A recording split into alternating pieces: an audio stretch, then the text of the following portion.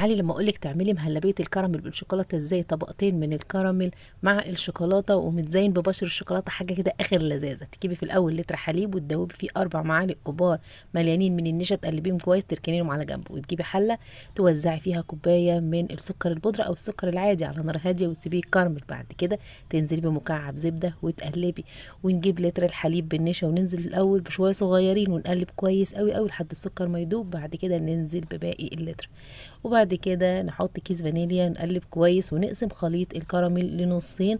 النص الاولاني هنحط فيه كام مكعب من الشوكولاته ونقلبهم بالشكل ده، نصبهم في القالب، واول ما تبرد ندخلها التلاجة نص ساعة. بعد كده نقلب مهلبية الكراميل ونصبها على الوش، وبرضه نسيبها تبرد وندخلها التلاجة. وزيني ببشر الشوكولاتة او الشوكليت شيبس وقدميها بالطريقة دي. احلى مهلبية كراميل بالشوكولاتة، اسهل طريقة حلو في ثواني. تعالي لما اقولك تعملي